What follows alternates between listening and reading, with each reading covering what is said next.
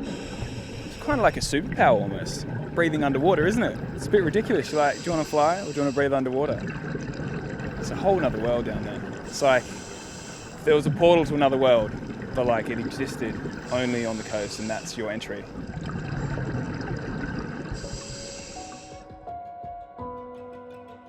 Cody is someone who's always up for anything, any adventure, anything underwater. She saw what I was doing for work and what other people were doing, diving from the outside when she was doing a course, and then she saw us doing it. She's like, that's what I want to do. The more she did it, the more she found her place and her calling.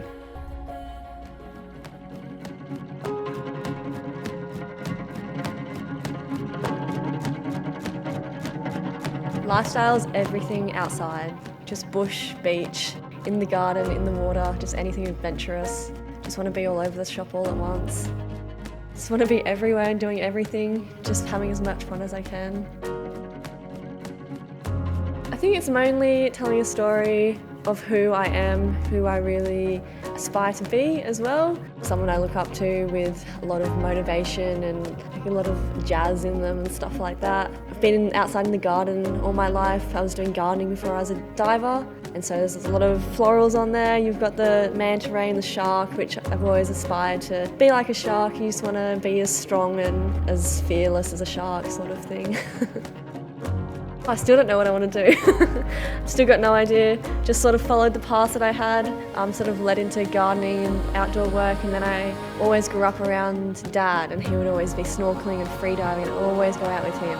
He could always hold his breath longer than me, and I was always jealous. And one day I just thought, how can I stay underwater longer than him? And the idea was to scuba dive, and I started, and I never stopped since the first day. I think it would always be an addiction. I've always been obsessed with the underwater world.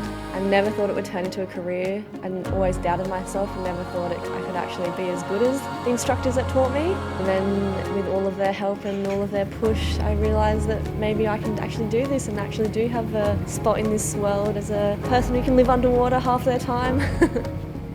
It's the freeing feeling again, adrenaline, wanting to go fast, but it's also just an escape from everything, from the real world. It's like scuba diving, you just escape with each one. Very different but very similar. The motorbike's loud and fast and can be scary, and the diving's slow and peaceful and sometimes very cold. But they both just sort of connect each other with escaping from people for a while and escaping from your thoughts and feeling that adrenaline rush and just breathing and letting go of everything that then and there. We are gonna check out Whale Beach. We were gonna check out North Avalon. After looking at that, the swell's hitting the point really hard and it's pumping. So we're not gonna have an enjoyable dive there, so we're gonna see what's around the corner. I think one of the main turning points is when you have a disaster underwater. When something happens and the instructor or dive master in front of you isn't looking, and then you have to deal with that person by yourself when you're not qualified. And then when you actually do find a solution to the problem, and you realise that, hey, I actually do know more than I think I do, maybe I can actually help other people with their issues and problems and actually guide people, have a safe dive with everyone amongst me and look after them. There's this immense feeling of weightlessness and just floating, and you're in the underwater world. You're not just watching it on TV. You're in it, you're experiencing it, you pretty much feel like a fish. You feel like there's no one else in the entire world experiencing the exact vision that you're looking at right then and there. And it's just quiet and there's no one but you. There's such a peaceful feeling of just being underwater.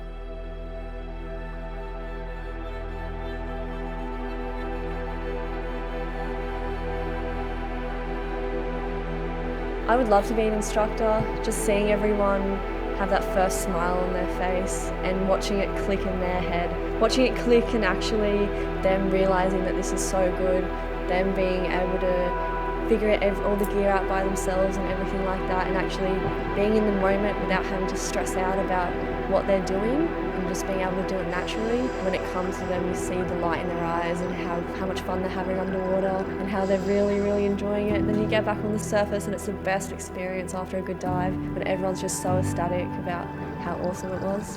And you get to share it all together.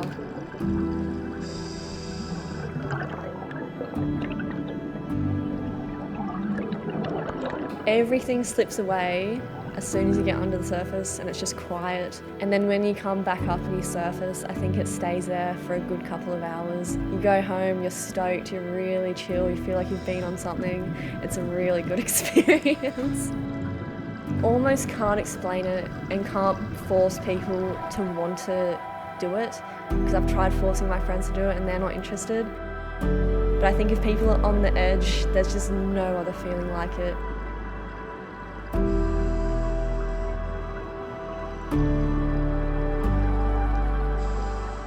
You're underwater, you're under there for 40 minutes to an hour, if not more. You're part of a fish. You are literally a fish underwater, and you're experiencing all of those sounds and things that no one else is seeing with you, all these different animals that you're a part of. It's unbelievable. You can do little swim throughs and go over rocks, and you feel like you're skydiving as you leap over edges. Just being underwater, it's the best experience. You feel like you're flying and floating and swimming all at once. And just being amongst everything is just the coolest thing. Hayden's very driven. He's always up for the next challenge and the next thing, where he sets himself limits and challenges to overcome.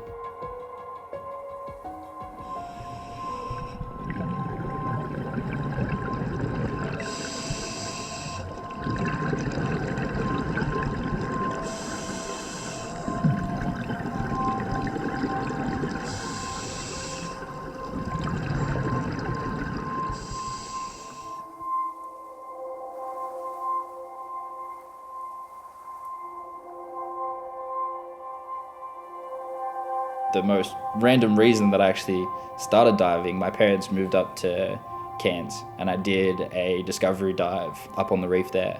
And I love the diving aspect, but I hated being dragged around. And that was the reason that I did my open water. I was like, look, at least I have it. And then I can sort of, branch out and do my own sort of things from there. And I guess it just kept going from there. Before diving sort of came around for me, I was still living very far from the water compared to what I am now. But, it was more, I go to work, I have fun with my friends on weekends. Yeah, I think it'd be difficult to sort of pinpoint what I'd be doing if I wasn't diving all the time. But I think I'd still be working a lot more, probably not taking as many holidays, and potentially have a fair bit more money in the bank account, that's for sure. It's been a good sport for me to pick up, I think, more than anything. Especially, when you get older, I think team sports start to die off a little bit through your friends. So obviously having something that you can have a massive range of people that do it with you, like age group wise. Like you're pretty much looking at, some people that start when they're super young all the way up to people that are like really old and have been diving for, 40 plus years. You can get along with them just for the simple fact that you throw a regulator in, you put your head under the water.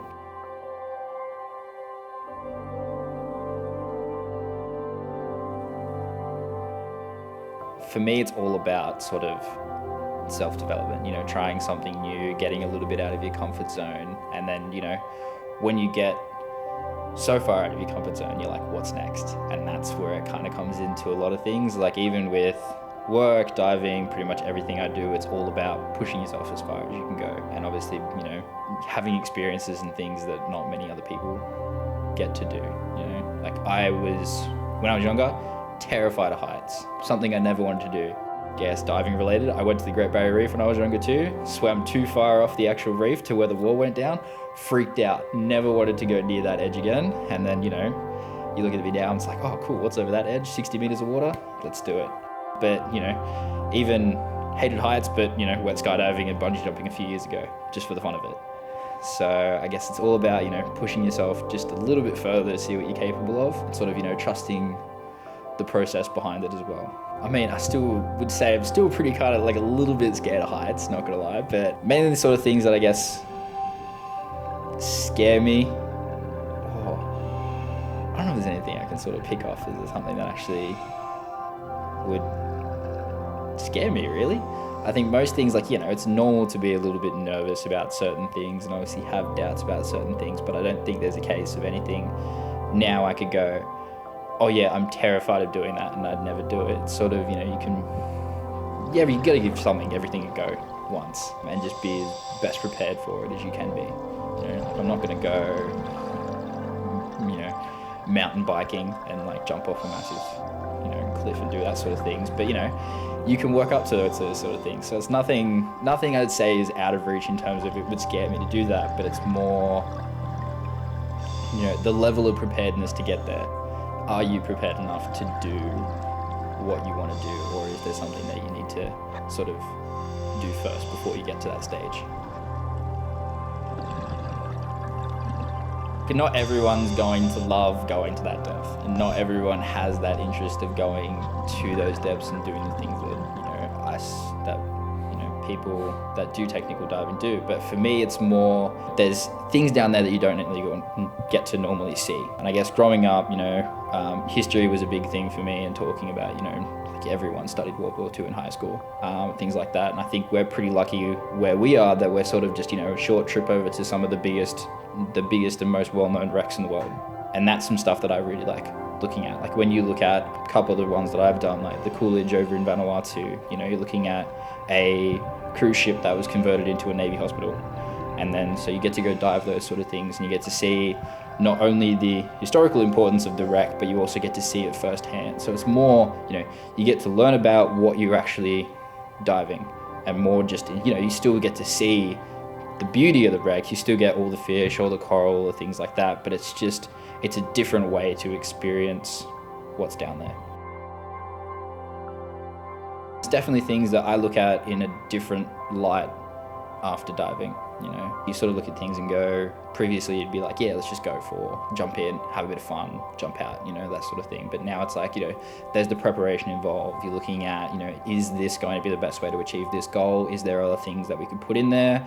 Do we need to wait? You know, is these conditions going to be right? Like you're looking at a whole lot of different things that have sort of come in from it. And when I sort of started diving was, you know, strap on a BCD, tanks, weights, go. But now, you know, you're looking a week ahead at weather conditions, what boat would be the best one to take, you know, depending on schedules, depths, how much gear you're carrying, things like that, down to, you know, what mixes are you carrying, what reels do I take, what SMBs, all those sort of things. So there's just more to, I guess, think about at that point. But yeah, definitely I'd see it as more of a development than a change. Like it's just a different way of thinking about the whole experience. Sarah is motivated in life to study anything from engineering to scuba diving to biology. The way simple things work fascinates her. This is her journey.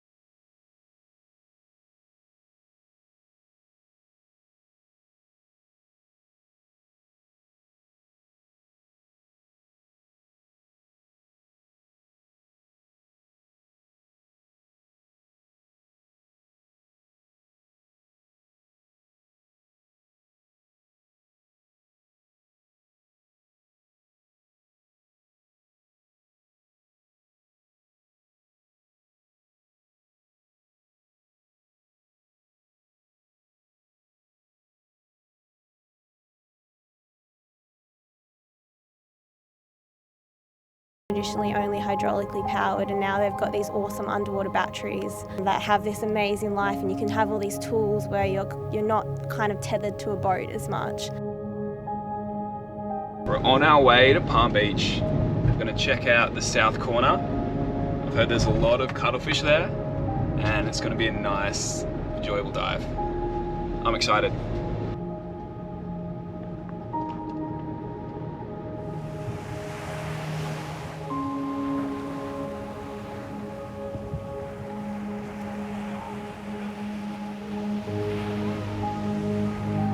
It's interesting, the first time I dived was way before I wanted to be an engineer, and that was when I kind of was like, oh, I want to do anything to do with marine biology. Like, I remember at the time I first started diving, I was studying fluid mechanics at uni, and I was like, wow, like everything I'm learning at uni has this cool like it's useful. Also, I was doing medical science, so I was learning about like lung function and all that, so I loved the physiology part of diving as well. So it kind of like, when I picked it up from like everything I'd kind of been learning, it kind of just really went in there, and it was kind of like, whoa, like.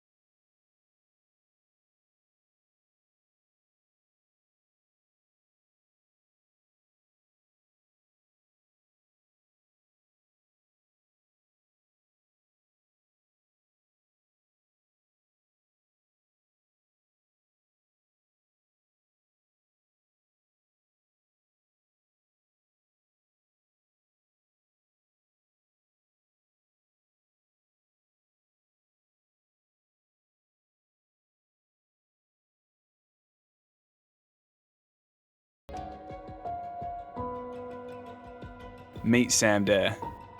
Charismatic, always down for a laugh, always has a joke, life of the party, just a great guy.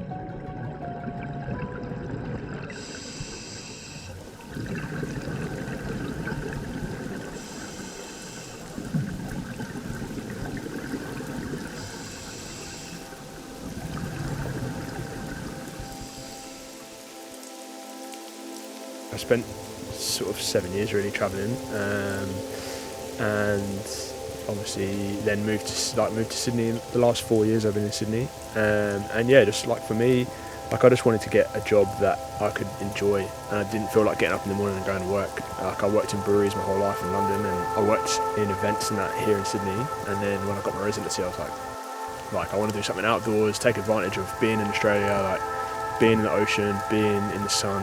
And diving was like the perfect fit for that. You know, it's just, you can do that all year round in Sydney, and then obviously skippering sort of came from that.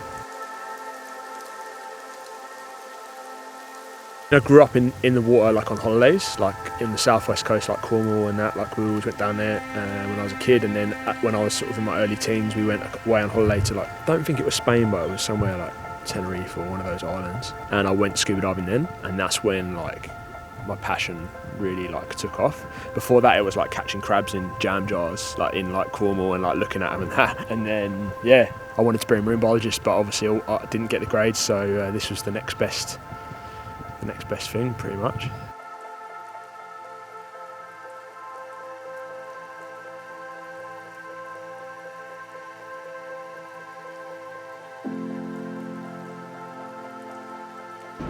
Man, that was unexpected. Yeah, we were just down there with Dylan, and we bumped into Sam as well, and we'll see if he was keen for a dive. So he was keen to come diving with us. We got his gear, and he joined us for our dive at Clifton.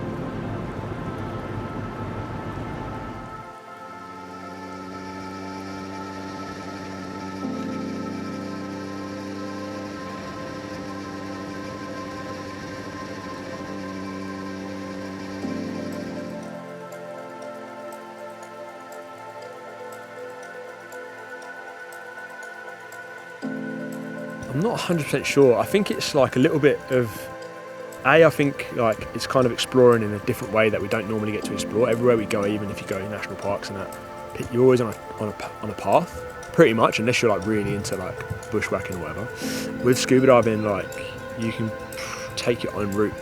Like you can do your own thing, you can explore, even though obviously the dive sites that we go to predominantly are heavily foot trodden by other divers, you still get that feeling of like kind of exploring and finding things that other people haven't found and pointing things out to people that you found and things like that.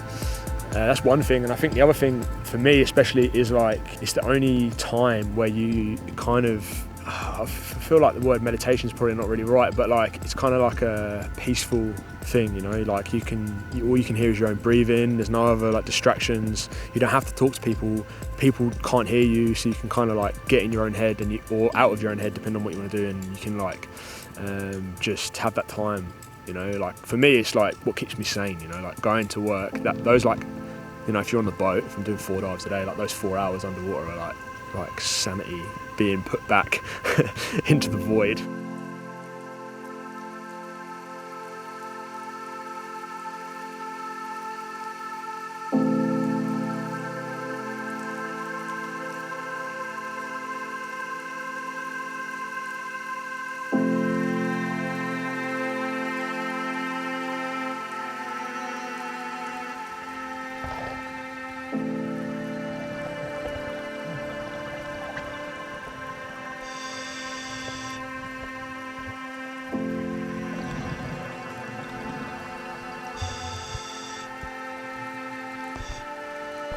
I'm a mad animal lover, like I always have been. One of my big passions, and part of the reason I got into scuba diving as well, is like conservation. Quite a lot of other aspects of my life, whether it be motorbikes or like rock climbing or whatever, like maybe adrenaline sports. And to people outside of scuba diving, I guess scuba diving looks like that as well, even though I don't think it is that.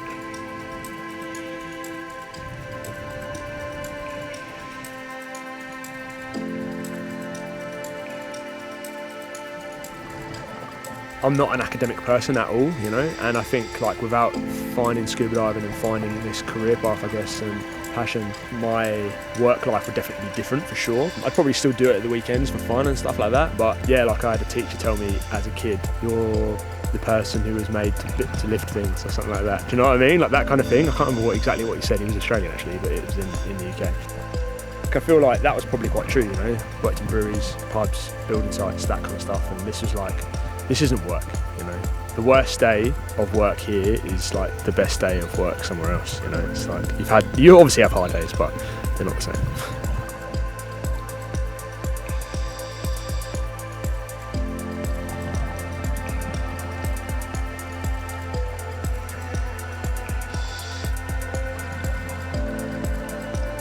I love seeing the transformations. I love seeing people who are like scared or who don't think they're going to make it through, say, the open water course, and then they come out the other side of it absolutely frothing, like they're loving it. It can really change people, you know. And I've seen people that also were like keen fishermen and have gone on to like pretty much not really be fishermen anymore, just because like they've seen that, they've interacted with marine life in a different way, which obviously you can't do on the surface. Like you can only do that underwater, you know.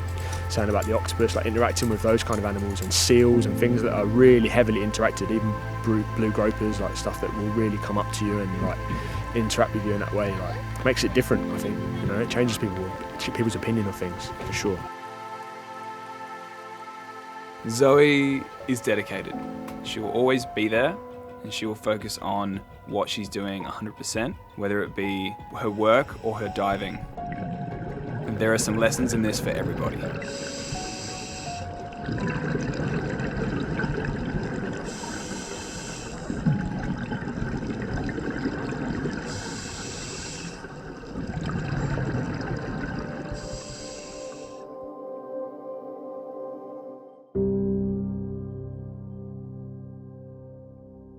So I think teaching for me is like just making me a better person, giving me more confidence, getting better at being assertive and better at probably trying to explain things. I've benefited a lot more from it than I think, and when I teach the students, I feel like I learn more than they learn. And in a sense, it really taught me to be very calm at all times, and it is kind of a good thing to know that it's life or death in a way when you're down there, because you're like, the worst that's going to happen right now is they're going to die, and pretty much, which is really bad. But most of the time, that's not the case. That doesn't happen. And so when you kind of think of that when they're panicking or something's going wrong or small issues come up, and you're just thinking, oh, this isn't the worst case scenario. So it really taught me to stay calm and I guess focus on your breath.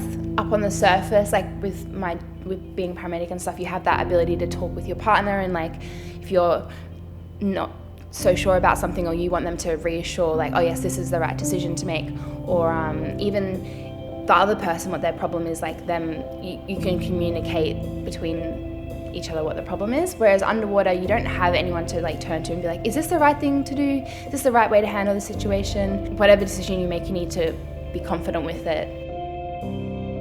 So we checked out Ferry Bower, and it's an easterly swell, so it was hitting the wall really hard, and it was basically a giant washing machine. So we're going to check out Fairlight instead, which is in the harbour and around the corner, which is always going to be flat, and it's got some cool sponges down there, some sea sponges. So we're going to check that out instead. It's going to be nice and calm there instead of a washing machine.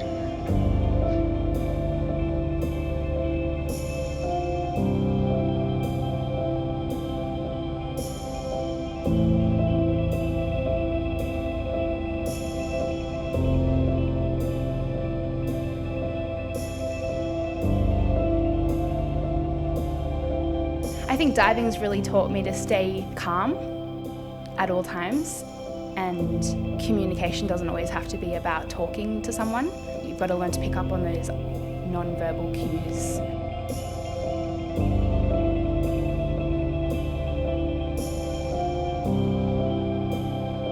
Sometimes you forget how good diving is and how good it can be and how relaxing it can be and how good it can make you feel, because you get a little sense of that when you're teaching. It's not like it's not enjoyable when you teach or when you're guiding people, but it's always got that element of stress. So, even though you enjoy it and they'll have a good time, and then that makes you have a good time and you'll see some really cool things, you don't have that sense of just I'm chilled.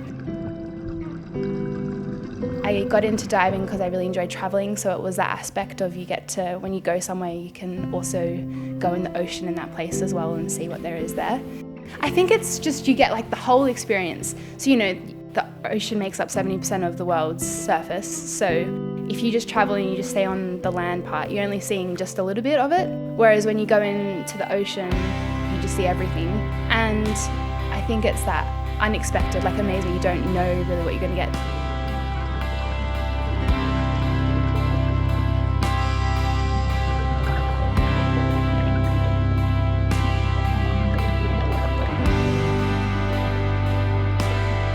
And I think diving's different for everyone, what it is for them, what it does for them. But for me, it's feel quite at home, and it's quite, just quite peaceful. And it's funny because I love adrenaline rushes and I love being crazy, and I like pushing things to the absolute limit. But when I'm diving, I'm not that person at all. It's all about just having, just being chilled, and I'm not interested in getting as deep as I can. I'm not interested in like getting as much air out or like with my NDLs or pushing those things to the limit. I'm just interested in like going down, staying nice and shallow, seeing some cool fish, just chilling.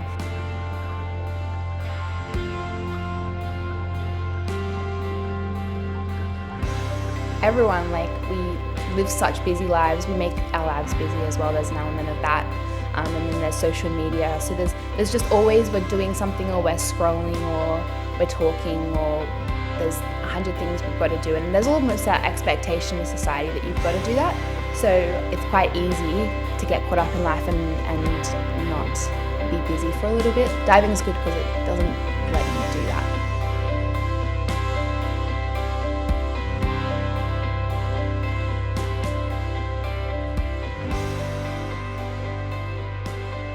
The $1 million question. No, definitely diving is life. Sam James has so much spirit when it comes to diving. He loves everything about it. The marine life, the people he takes diving, he can never be tired of the same dive site.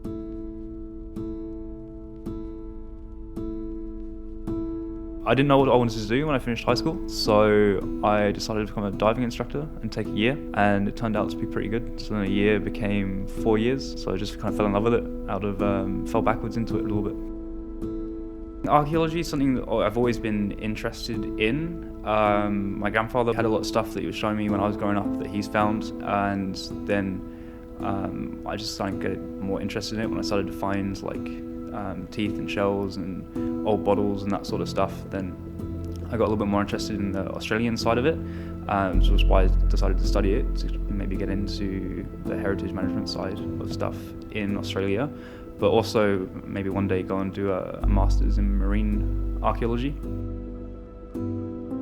It's a very unique experience, I think. You can see stuff that you wouldn't normally see when you're down there. You can go to the beach and you can see what's above the water, but then underneath it's just a completely different experience. So it's just a way you don't have to go far and you can still find amazing things.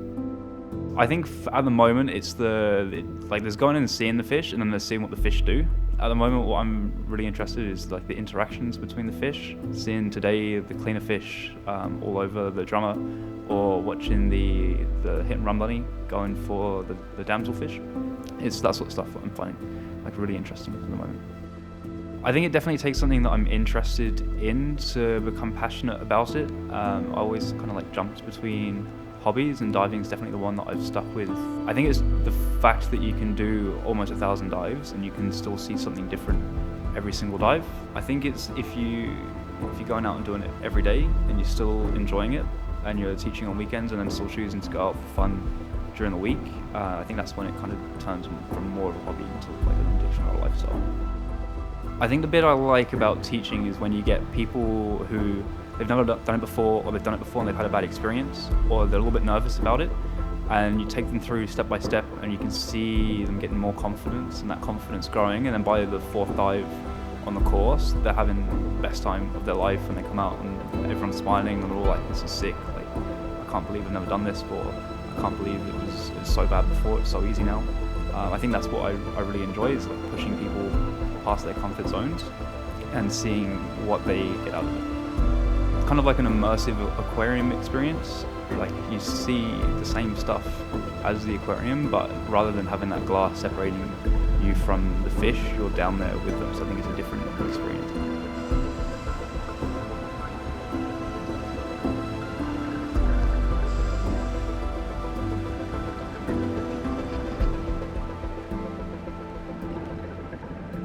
I think I started with just my favourite fish. When I started diving, I always loved the Port Jackson sharks. Just the weirdest looking shark, and you get hundreds of them, so I really like those. And the cuttlefish as well, they're really smart. It's one of the few animals that you actually feel like you can have an interaction with. When you look at them, it looks like they're looking back at you, which you don't really get from like the Port Jackson sharks and that, you can see there's not a lot going on behind those eyes. And then from there it's just like cool fish that we get in Sydney that I really like the fiddler rays and the eagle rays, just really unique animals that you don't really see anywhere else in the world. I think it's more like you're walking around day to day and you're interacting with people. I think it's taking it like closer to nature. Instead of connecting with people, you're connecting with animals, which we don't really get short of like petting a dog or something like that. It's a different level of connection, I think. Like everyone's seen a dog, everyone's pet a dog. A lot of people I grew up with a dog, and dogs are cool, but it's something different, you know. Not everyone can say that they've gone and played with a cuttlefish, they've watched a cuttlefish. When you're down there with them, like taking photos of them or like watching them go about their business, and they're looking at you, but they're not scared of you. You can kind of just see them as they're going around their day-to-day business. It's a unique experience, I'd say.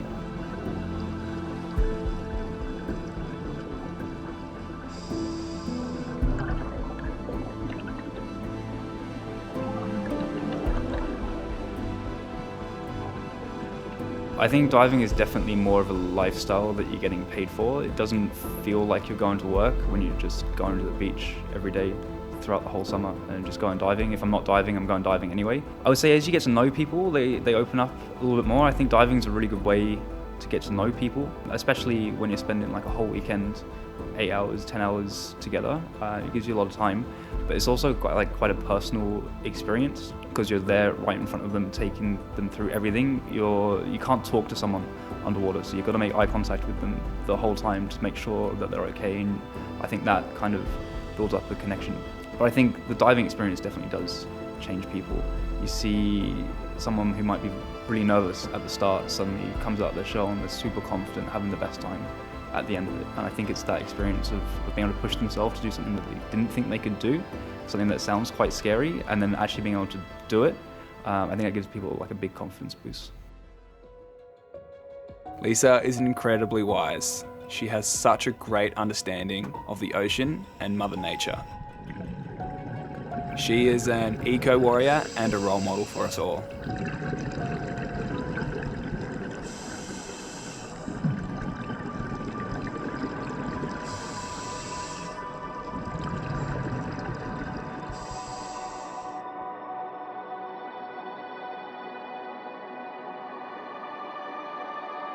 Oh, that's a hard question. I'm just me. I'm middle-aged, a lawyer. I'm living in the city. I love my job. I dive in my spare time and take photos. I like working for Aboriginal people. Funnily enough, you would think that it's me giving them advice, but it's not. It's me learning from them. That's what gives me the greatest buzz, because they're the oldest culture on the planet. They've got so much knowledge that we as Australians have just put aside and put them down. We treat them like ghosts, and we're ignoring that massive well of knowledge that we could be tapping into, and it could be solving so many problems in Australia, but also around the world, particularly with the environment. The way they care for the environment is eons ahead of us. So it's that kind of knowledge. The ocean is just an extension of the land, and certainly in Aboriginal culture it is part of Mother Earth. They have 4 things that are sacred to them, which is the heavens, the earth, the seas, and spirituality. That's their 4 main tenets, and there really is no difference between the earth and the water. You have to look after it. If you don't, it's like harming your mother. It's Mother Earth, you know. So if you harm Mother Earth, you harm yourself and you harm others. And you're not doing what you're supposed to be doing down here, which is, you know, looking after the natural world.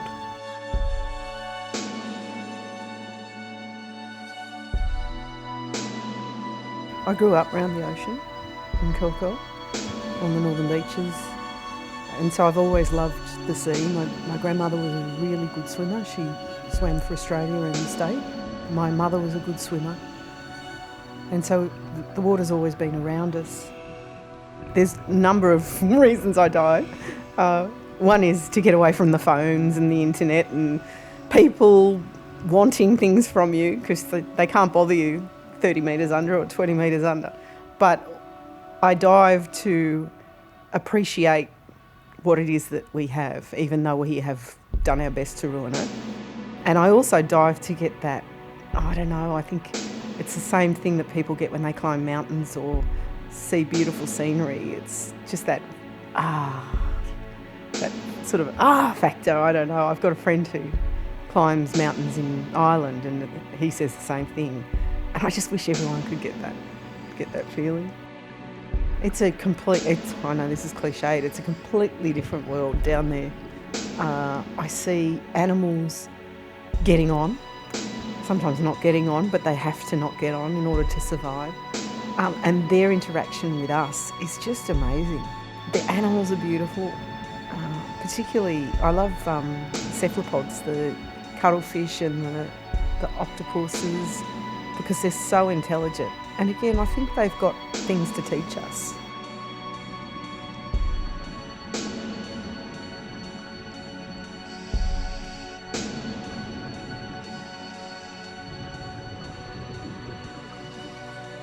I've been very, very lucky in that because I've met a number of Aboriginal elders who've taken me under their wing. Some of them are lawyers actually, and taught me their way.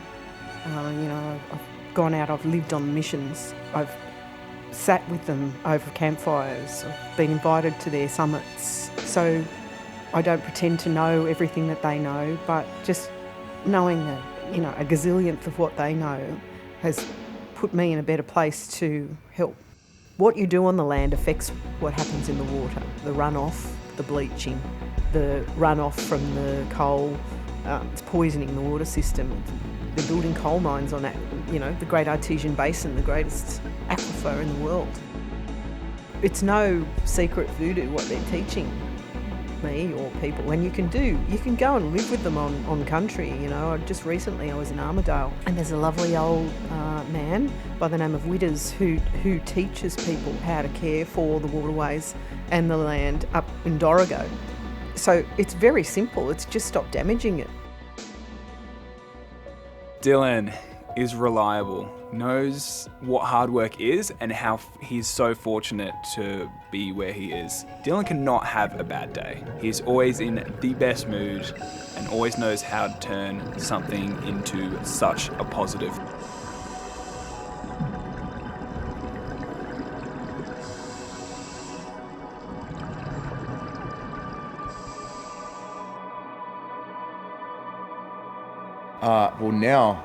Family and being a father, just being a good dad, has really changed my perspective on everything I do. It's like having Joey, it's like I've got a little angel on my shoulder now who's looking over what I'm doing. So everything I do now, it sort of puts into perspective, like Joey's looking over my shoulder almost. Whereas before, it was probably a little bit more self-centered, things that are going to make me feel good.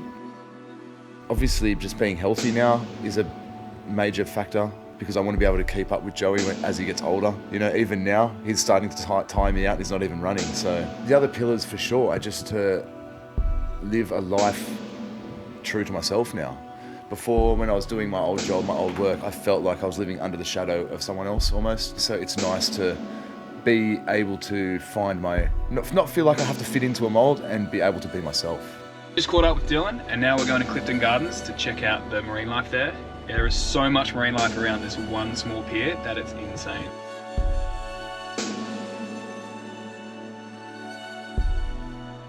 You're not 100% sure it is what you want to do until you start doing it. And even though I had left a steady job with a good income, security, and all of that, there was even months into starting my new career, I was sort of had self-doubt. But there was like a light bulb moment where it was like, wow, this is what I want to be doing. I don't think there's one particular path. It's like you have to find your way, and then when you find it, it'll click. It's not like, I want to do this and I'm going to do it. You have to do it, try it out, get yourself settled and sort of get into that environment and meet the people that you meet and are hanging out with, and that makes everything sort of click. Diving is not really like anything else, to be quite honest, that I've found. It is hard to explain because it's multifaceted. You know, there's so many different aspects, and even the difference between being a dive master to an instructor, it's huge. You know, like if you were to ask me what do I love about diving, I'd have to say what sort of diving are you talking about, because there's things that I love about instructing and there's things that I love about fun diving, if you want to call it fun diving. All diving's fun. But then there's also things that I love about guiding. Yeah, it's hard to explain or just put into one box because it's so fluid and so malleable or multi-dimensional almost, you know, and that's the feeling that you get when you're under the water. When you get into the pillars and you just could stare at a square foot and there's a multitude of different little organisms and life just living on that one column. You could just sit there and just look at all the little animals. It's amazing, yeah? Diving, I was thinking about it earlier, and it's a massive release. You know, everyone says it's a huge stress relief, which it is for sure, but it's also a connection with like everybody in the community. It's like there's so many people from different walks of life that all come together on the weekend, and we all cram onto a boat and we all get thrown around, and we all, you know, it's how hectic it is on the boat, and then we all get into the water together and have a great time. We get back out and it's just constant banter and constant chat and good laughs, and then it's a whole community. Like, it's just unbelievable when you get into it and you find your rhythm. It's beautiful. It's not really because it can be so dangerous, but I think it's because it's more people you're only going to dive if you enjoy doing it. And if you get stuck in if you have that, I understand people are competitive, but if you get stuck in a competitive mentality, it takes a lot of the fun out of it, you know? So it's like, I think, and that drops a lot of egos. And then in saying that, there's been a lot of forefathers in diving, you know, so it's not like to reach the height or the deepest of deeps. It's pretty extreme. I think most people are pretty humble and pretty happy just to go stay within their recreational limits. Getting into the water, doing anything, whether it be surfing, snorkeling, diving, just going for an ocean swim, definitely brings that connection with the person to the water and everything in the water, you know, and it really brings awareness to what's going on at the moment with, like, you know, destruction of the coral reefs, and, you know, you could go on and on and on, but it's super important. Like, mate, as soon as Joey's old enough, I'll be putting a tank on his back and showing him the underwater world so he can appreciate it as much as I can, you know. Bella. Pure love of the ocean and everything around it, where it be spending every single day at the beach or in the water, warm, laughing, smiling, just the lifestyle of the ocean.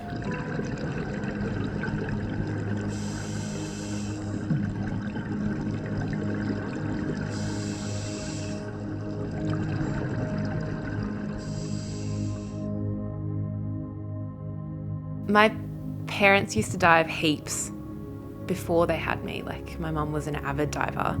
So when I got into diving, she was the one that bought me the open water course. And then when I got into diving, she was originally like, take it nice and slow, like start with the next course, see how you like it.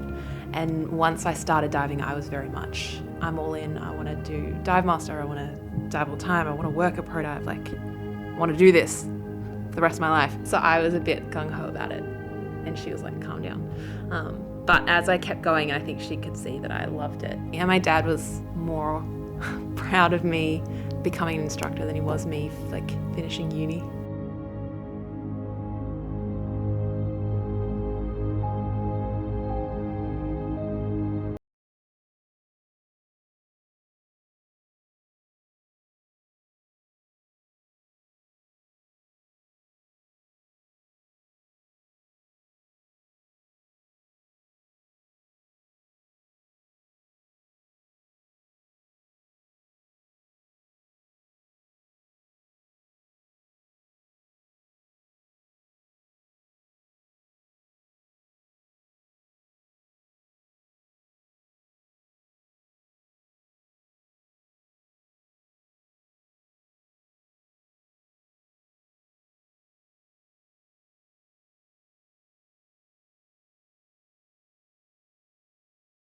all the technology and all the fancy gear, but you don't really need that.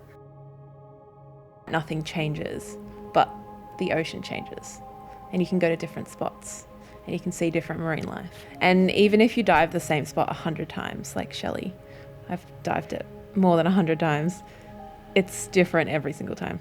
Everything changes. The fish, all the marine life. We had a massive storm last year and the entire topography of Shelley changed. So because I dive it so often, I kind of know where all the rocks are, and I know where all the spots are. And then you go in after this massive storm and everything's changed and you have to learn the dive site all over again. So I think that's where the fun comes and the excitement. I still get excited because I know it's not going to be the same. We all love diving so much. On our days off, we still want to go diving together. And then that's created some really strong personal friendships, not just work friendships. And you get to meet people that you wouldn't usually be in the same friendship circle with. So it's kind of cool. You have this group of people that are